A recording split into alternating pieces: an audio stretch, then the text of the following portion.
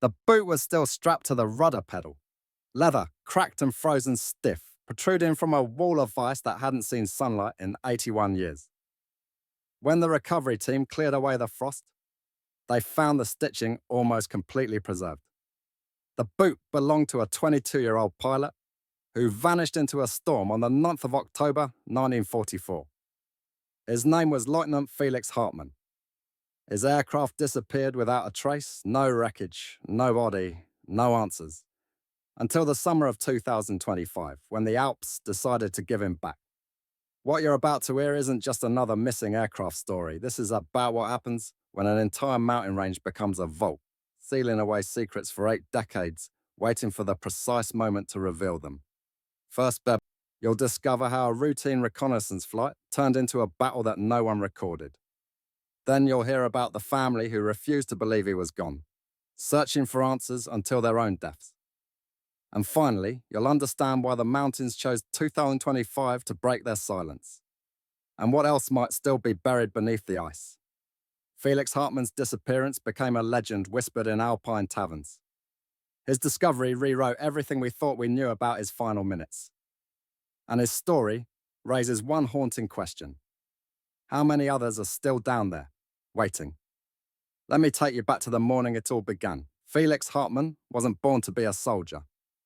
He was a quiet boy from a small Bavarian village, no more for fixing radios in his father's workshop than for any military ambition. But the war needed pilot, and Felix had a rare combination of steady nerves and flawless spatial awareness. By 1944, he was flying reconnaissance missions over the Alps, photographing Allied movements, reporting weather patterns that could make or break entire operations. On the morning of October the 9th, 1944, Felix climbed into his Messerschmitt Bf 109 for what should have been routine. His orders were simple. Take off from Innsbruck, cross the Brenner Pass, document rail activity, and return before nightfall. Mechanics remembered him joking that he'd be back in time for hot soup. At 10:32 a.m. he checked in with ground control. Visibility decreasing, adjusting altitude, he reported. His voice was steady, unhurried, nothing out of the ordinary. Minutes later, a faint transmission crackled through the static, unfinished, interrupted, almost swallowed by interference. Then nothing. No mayday call. No debris spotted along his flight path. The tracking equipment of the era was crude, incapable of pinpointing an exact location. Infantry patrols swept the valleys. Alpine units combed ridgelines. Villagers were questioned. No trace of him or his aircraft was ever found. The mountains had taken him in and offered nothing back. If you're the kind of person who wants to hear stories like this, stories about the mysteries history left behind, and the moments when they finally surface, then you're exactly who we make these videos for. Every week, we dig into the archives, track down the forensic details, and uncover what really happened when the world stopped looking. Hit subscribe so you don't miss the next one. Now let me show you what the mountains were hiding. As weeks bled into months and the war's front lines collapsed, Felix's name was quietly added to a growing list of them missing. His mother, Marta, kept his letters in a box under her bed.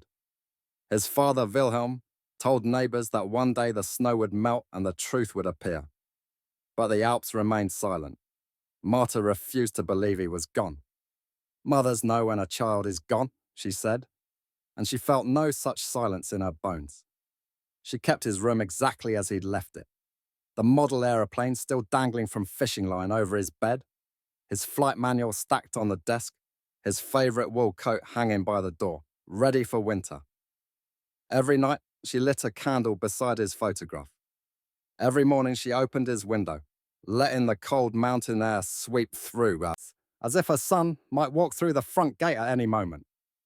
Wilhelm wrote letter after letter to military officers in Berlin, Innsbruck, and Munich, requesting updates, coordinates, crash reports, anything that could anchor the story to something real. Most replies were polite apologies.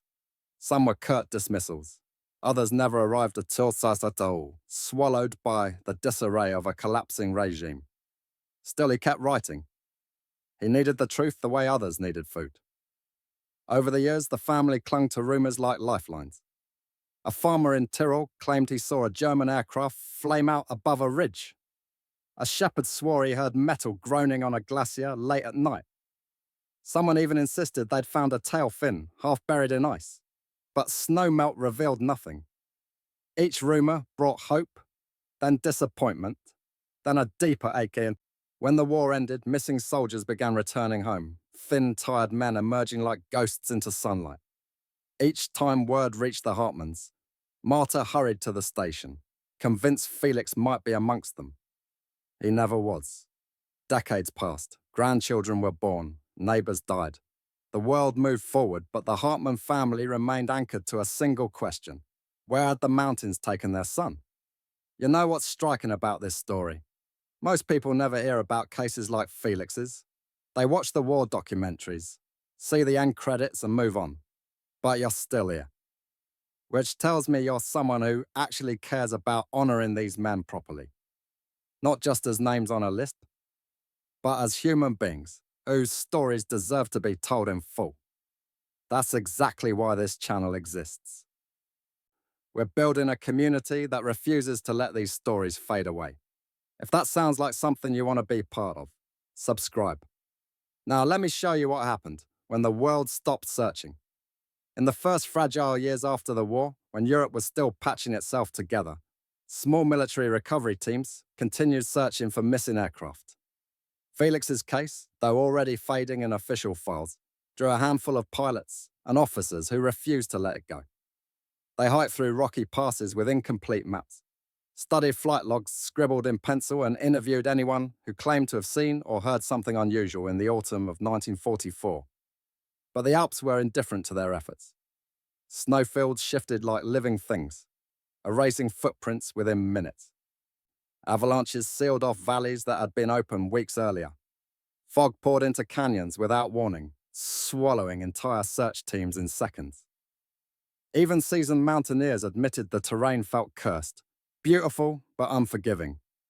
By 1947, a small Luftwaffe recovery squad attempted an aerial search using surplus Allied planes. They traced Felix's possible route from Innsbruck to the Brenner Pass, scanning every ridgeline for metallic glints. Nothing. Not even a scrap of aluminium. The mountain winds were so violent the pilots aborted the mission early, convinced any wreckage was buried far beneath ice or pulverized against rock. Another expedition in 1951, this one using local guides, pushed deeper into remote territory. The team returned after only 3 days, shaken by rockfalls and a near-fatal crevasse collapse. Their official report stated the terrain was unsuitable for safe passage and unlikely to yield conclusive findings. Unofficially, they admitted they were simply terrified of the mountains. As Europe shifted into the Cold War, priorities changed. Military budgets shrank. Records were boxed up and sent to archives. Missing pilots, including Felix, became footnotes in a war that everyone wanted desperately to forget. In 1957, the case was formally closed, stamped with a single line that felt like a betrayal. Unsolved wartime loss, no further action recommended. The mountains kept their silence. The world stopped searching, and somewhere high in the Alps, beneath decades of snow and stone, the truth waited, undisturbed, unseen, and unwilling to remain hidden forever. We've seen how Felix vanished and how the search collapsed into silence. But here's where the story takes a turn that no one saw coming.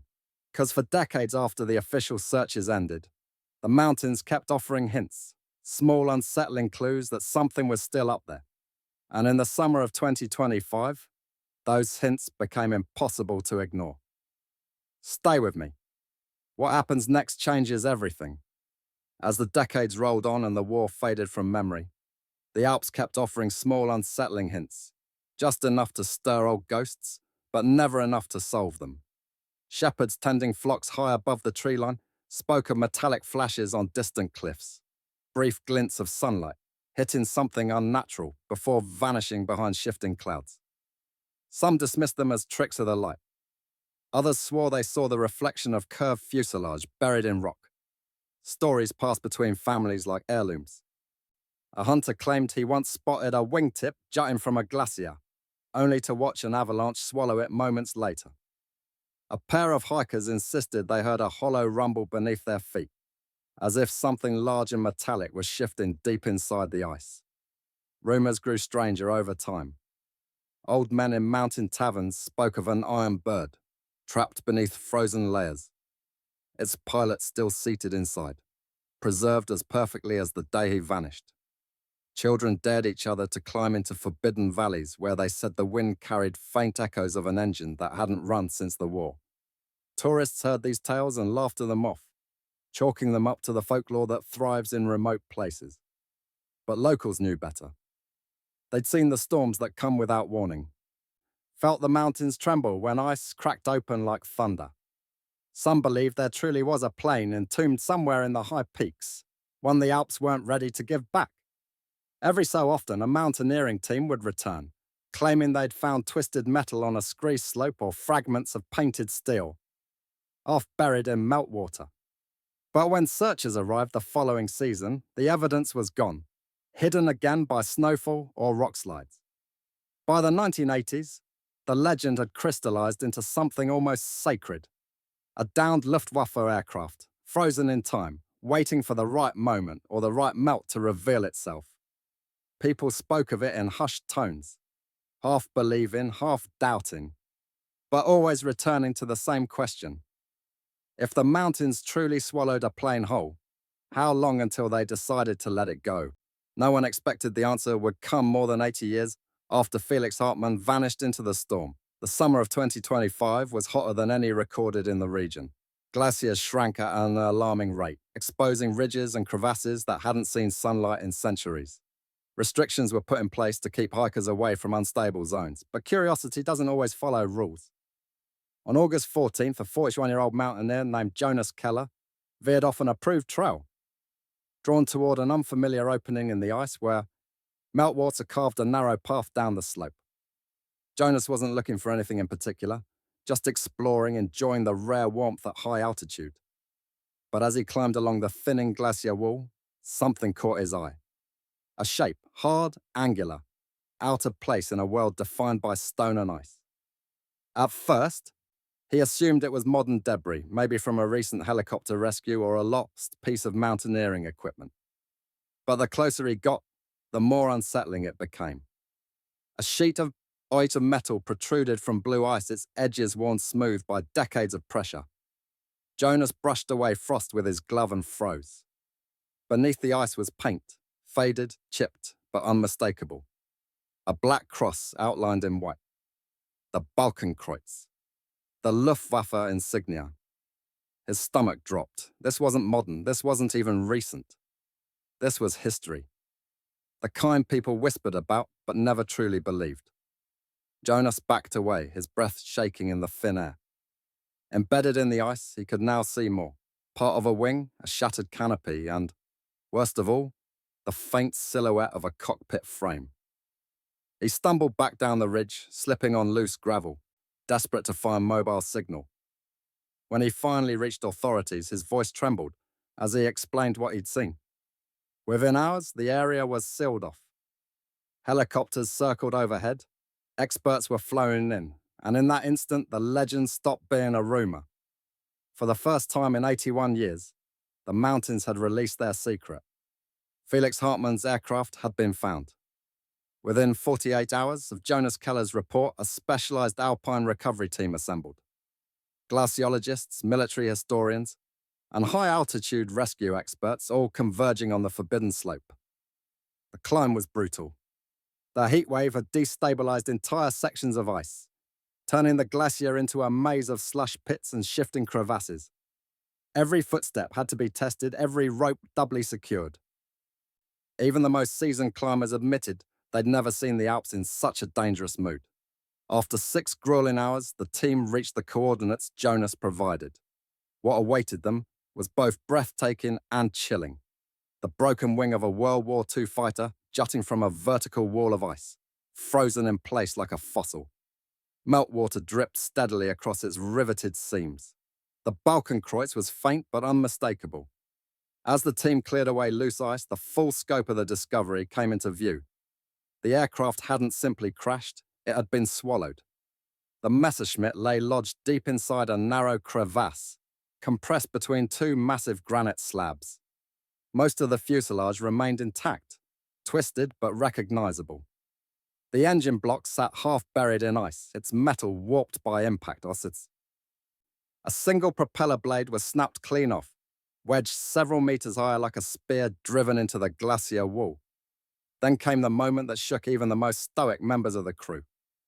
Near the lower section of the cockpit, crushed and folded like paper under the Glacier's weight, a boot protruded from the wreckage.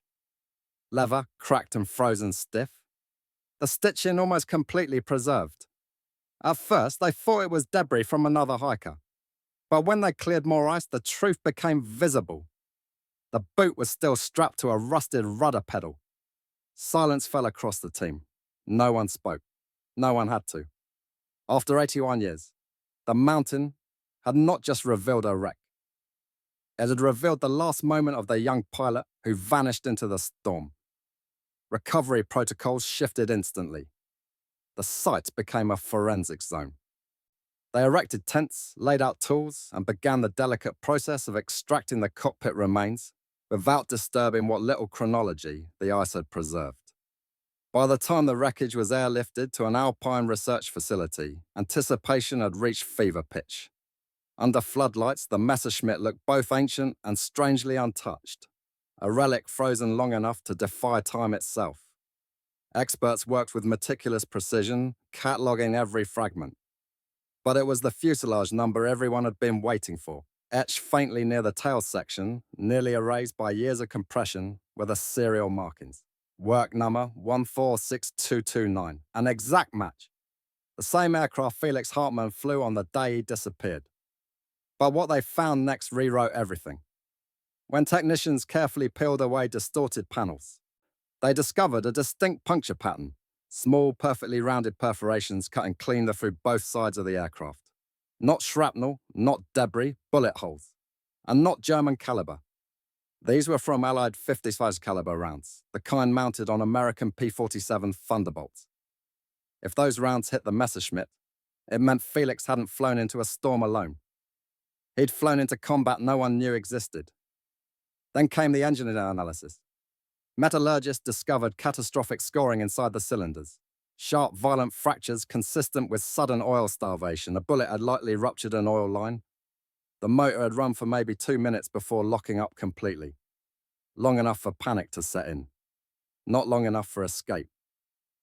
But the most revealing find came from a waterproof pouch hidden behind a warped panel near the pilot's seat.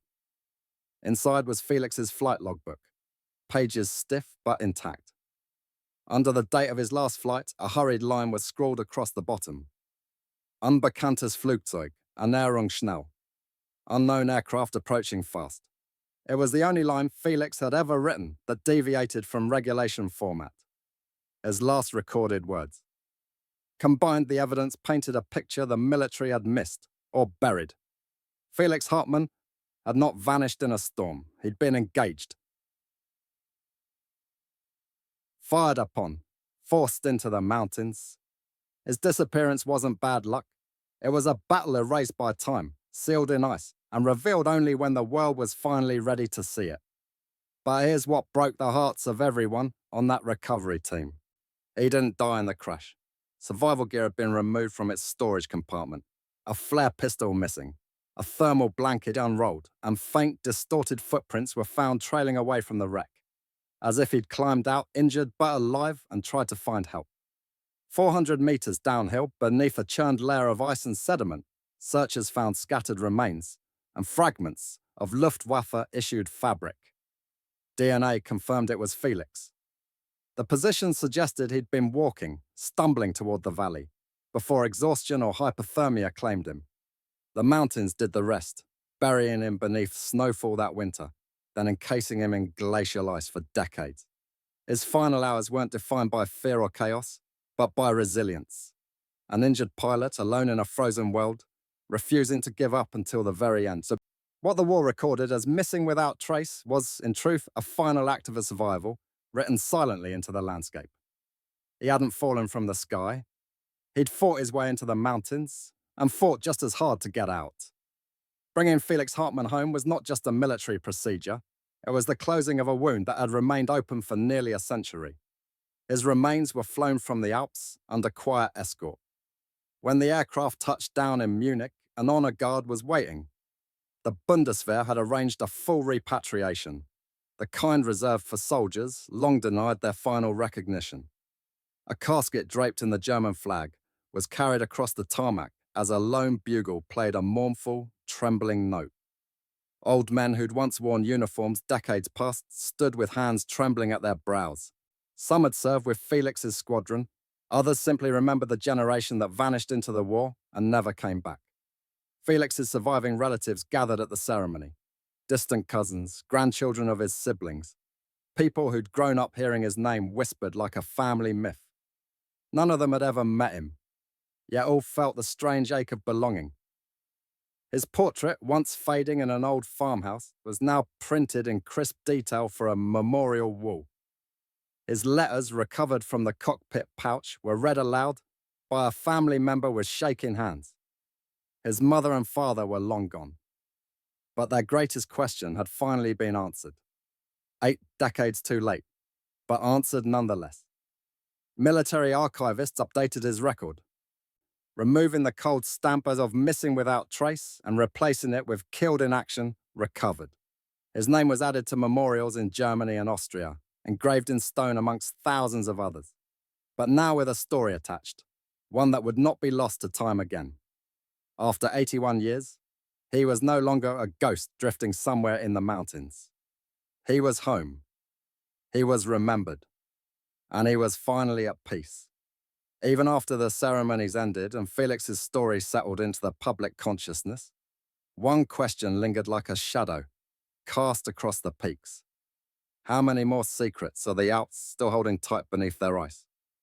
His discovery sent a ripple through the mountaineering world, prompting researchers to re-evaluate old maps, forgotten crash reports, and unverified wartime sightings.